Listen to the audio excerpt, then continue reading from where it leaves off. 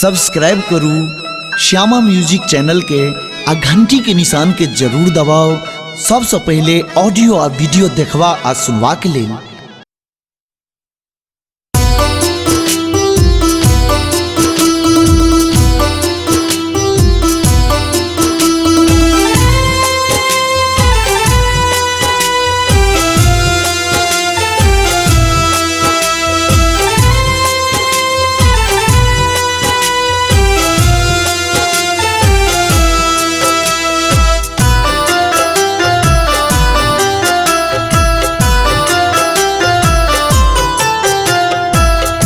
कहियो न केले मातू कहियो न केले मातू हमरा दुलार के दिल नहीं अचरा के कखनो ओहार गे। कहियो न केले मातू हमरा दुलार गे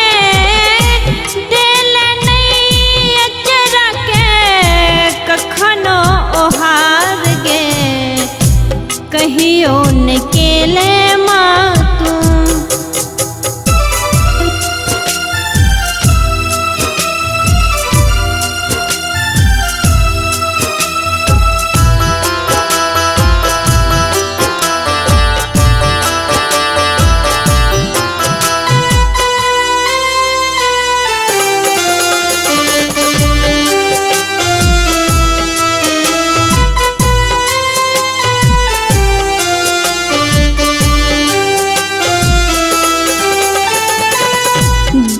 का जन्म गे मैया एनान ठेबे का जन्म गे मैया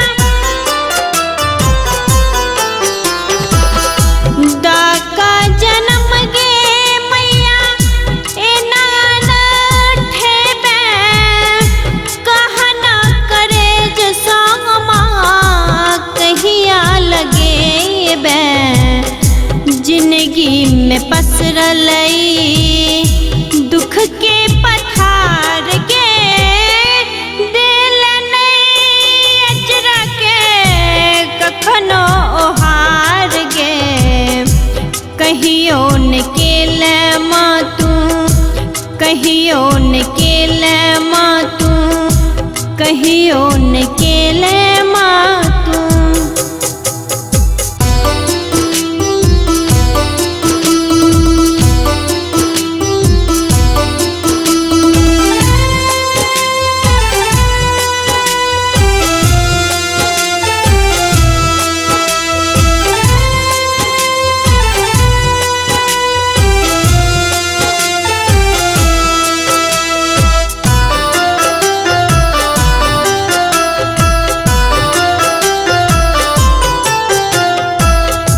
दुनिया कहै छौ तोरा ममता के सागर दुनिया कहै छौ तोरा